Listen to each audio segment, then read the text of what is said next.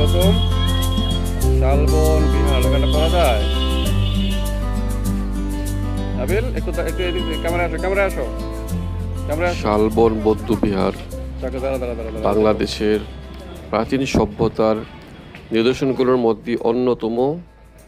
কুমিল্লা জেলার অসংখ্য প্রাচীন স্থাপনার মধ্যে এটি একটি স্থাপনা, যা শালবন বৌদ্ধবিহার নামে পরিচিত। তৎকালে এই অঞ্চলে শাল ও গজারের বন ছিল বলে বিহারটি শালবন বিহার নামে পরিচিত। শালবন বিহারটি কিছুটা পাহাড়পুর বৌদ্ধবিহারের মতো। বলা হয়ে থাকে যে 1875 সালে কোটবাড়ি এলাকায় রাস্তা তৈরির সময় একটি ইমারতের ধ্বংসাবশেষ লক্ষ্য করা যায়। তখন এটিকে প্রাচীন দুর্গের অংশ হিসেবে ধারণা করা হচ্ছিল। ধারণা করা হয় এই বিহারটি 7ম শতাব্দীর শেষ সময়ে দেব বংশের চতুর্থ রাজা শ্রীভবদেব নির্মাণ করেন। মনে করা হয় 8ম শতাব্দীতে দ্বিতীয়বারের মতো কেন্দ্রীয় মন্দির নির্মাণ ও সংস্কারের কাজ করা হয়।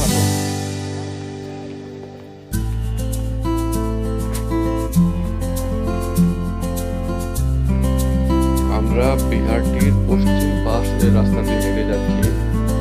তো আমাদের হাতের ডান পাশে যে ধ্বংসাবশেষটা, এটাই মূলত শালবন বিহারের মূল অংশ। তো আস্তে আস্তে আমরা এই বিহারের অভ্যন্তরে প্রবেশ করব। তো ওখানে আমরা দেখতে পারবো অনেক কিছু।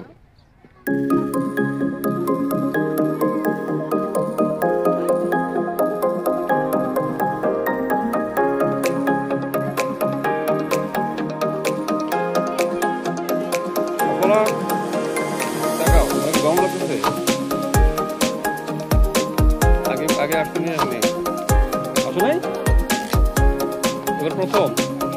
হ্যাঁ, সূর্যের বিপরীত দিক দিয়ে পাওয়ার কারণে আলো পড়ে। এগুলোর নাম কি বলতো? একটা দিন এগুলোর নাম কি?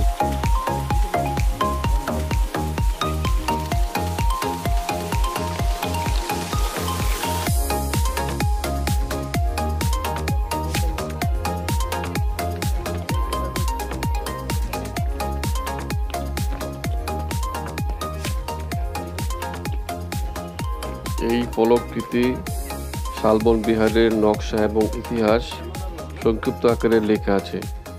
আপনারা যদি শালবন বিহারে আসেন তো এই ফলক থেকে তার তথ্য জানতে পারবেন। আমরা এখন বিহারের প্রধান ফটক দিয়ে প্রবেশ করছি। এই যে সামনে দেখতে পাচ্ছেন বড় স্থাপনাটি, ধ্বংসাবশেষটি, এটাকে মূলত বিহারের প্রধান মন্দির বলা হয়ে থাকে এবং এর চারপাশে আরো অনেক ছোট ছোট স্থাপনা রয়েছে, যা আপনারা ভিডিওতে দেখতে পাচ্ছেন। এই বর্ষা মৌসুমে বিহারের চারপাশে প্রচুর সবুজ ঘাস জন্মে, যা এই বিহারটিকে অন্যতম সৌন্দর্যে একটা কেন্দ্র হিসেবে রূপান্তর করে। তো প্রতিদিনই দেশের বিভিন্ন এলাকা থেকে মানুষ এই বিহারটাকে দর্শন করতে আসে। তো বিহারের পাশে একটা কূপ আছে, যে কূপ থেকে তৎকালীন বিহারের অধিবাসীরা পানি পান করত। সেই কূপটি এখনো আছে, কিন্তু কূপের পানিটা তেমন ব্যবহারযোগ্য না, তাই এটিকে ঢেকে রাখা হয়েছে। পানি আছে তো, বেশি গভীর না কূপটা। এই যে পানি তো কাছাকাছি, এতদিন পানি বৃষ্টি হয়েছে কিন্তু পানি বেশি হয়ে গেছে, বৃষ্টির কারণে পানি বাড়ছে, বুঝছো?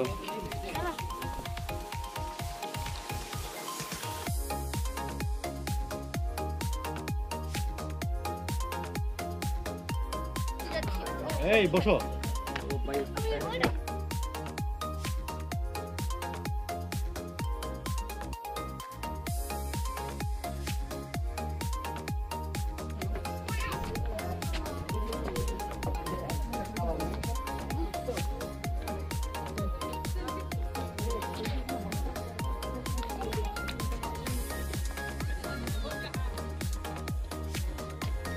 আমরা এই মুহূর্তে বিহারের ঠিক মাঝখানে যে মন্দিরটি আছে সেই মন্দিরের উপরে অবস্থান করছি।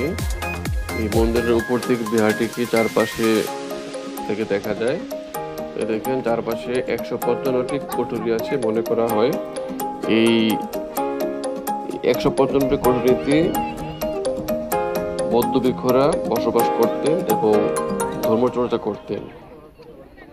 এখন কালের সাক্ষী হয়ে আমাদের কুমিল্লা জেলায় অবস্থান করছে। চারপাশে মোট 155টি বৌদ্ধ কুঠুরি আছে, যা আপনারা ভিডিওতে দেখতে পাচ্ছেন। ওই যে দেখো ওই যে চারপাশে কুঠুরিগুলো দেখছো নি, এই বিহারের চারপাশে মোট 155টা কুঠুরি আছে। এই কুঠুরিগুলোতে বৌদ্ধ ভিক্ষুরা ধ্যান করতো। হ্যাঁ, সৃষ্টিকর্তাকে স্মরণ করতো, নীরব।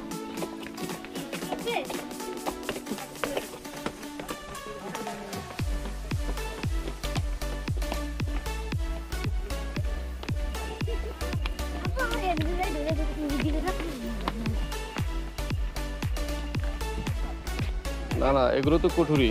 দেখো এরকম কুঠুরি মোট 155টা, বুঝছো?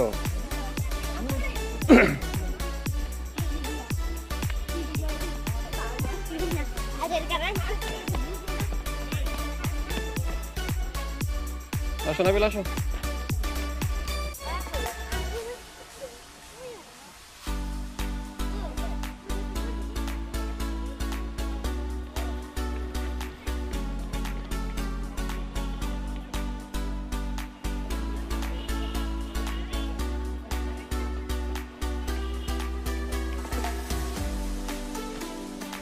আপনারা বাংলাদেশের বিভিন্ন জায়গা থেকে যারা এই বিহারকে দেখতে চান, তারা ঢাকা, চট্টগ্রাম যেখান থেকে আসেন না কেন, কুটবাড়ি বিশ্ব রোডে নেমে যাবেন।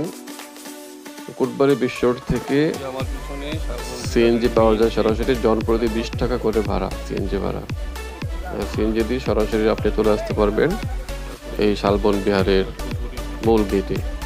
এই মূল ফটকে ঢুকে যারা সাধারণ মানুষের জন্য 30 টাকা টিকিট মূল্য, আর ষষ্ঠ থেকে দ্বাদশ শ্রেণী পর্যন্ত যারা স্টুডেন্ট আছে তাদের জন্য ভাড়া 10 টাকা, আর যারা প্রাইমারি স্কুলের স্টুডেন্ট তাদের জন্য ফ্রি। তো আপনারা যারা কুমিল্লা শহরের অদূরেই অবস্থিত এই বিহারটি যারা দেখতে চান তারা আসতে পারেন এবং বাংলাদেশের প্রত্নতাত্ত্বিক নিদর্শন দেখে যেতে পারেন। এই বিহারের একটু দক্ষিণেই রয়েছে ময়নামতি জাদুঘর। এই বিহারটি খননের সময় যে সমস্ত প্রত্নতাত্ত্বিক নিদর্শনের জিনিসপত্র পাওয়া গেছে, মনে করেন টেরাকোটা, বিভিন্ন ধরনের পাথরের মূর্তি, স্বর্ণ মুদ্রা, রৌপ্য মুদ্রা এবং অনেক মূর্তি, এরকম নিদর্শন আপনারা জাদুঘরে ঢুকলে দেখতে পারবেন। জাদুঘরের প্রবেশ মূল্য 20 টাকা। তবে জাদুঘর ছুটির দিন খোলা থাকে না। রবিবার এবং সাপ্তাহিক ছুটির দিন সহ যে কোনো সরকারি ছুটির দিন আসলে জাদুঘরে ঢুকতে পারবেন না। জাদুঘর দেখতে গেলে ছুটির দিন ছাড়া আসতে হবে।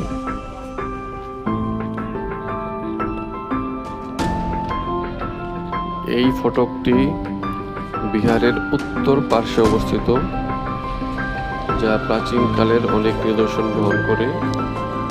এই বিহারের গেটটিতে অনেক টেরাকোটা রয়েছে। টেরাকোটা বলতে পোড়ামাটির ফলক। এই পোড়ামাটির ফলক দিয়ে বিভিন্ন পাখি, ফুল এবং বিভিন্ন মূর্তির ছবি নকশা করা আছে। দেখতে পাচ্ছেন ছবিতে বিভিন্ন প্রাণী এবং পাখি, ফুল ইত্যাদি নকশা করে প্রস্তুত আছে, যা প্রাচীনকালের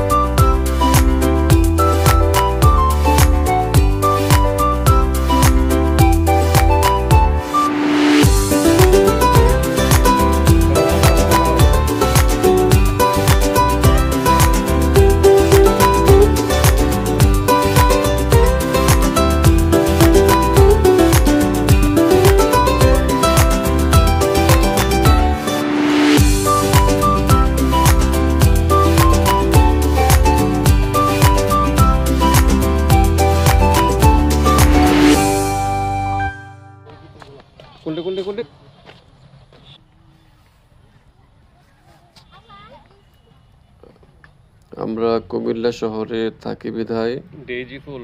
মাঝে মাঝে চলে আসি শালবন বিহার দেখতে বাচ্চা কাচ্চা নিয়ে। তাই আজকেও ছিল শুক্রবার, তাই বাচ্চা কাচ্চা নিয়ে একটু ঘুরতে চলে আসলাম। তো বর্ষাকালের চিত্র আর শীতকালের চিত্র ভিন্ন রকমের থাকে। শীতকালে শীতকালের ফুল থাকে সারা বাগানে, আর বর্ষাকালে বর্ষাকালীন ফুল। তবে বর্ষাকালে সবচেয়ে আকর্ষণীয় বিষয়টা হলো ঘাসগুলো অনেক সবুজ থাকে, যা যে কারোর হৃদয়কে আকৃষ্ট করতে করবে। এই সবুজ ঘাসের গালে যেয়ে বসে থাকতে অনেক ভালো লাগে। দেখতে পাচ্ছেন কি সুন্দর সবুজ ঘাস। সবাইকে ধন্যবাদ।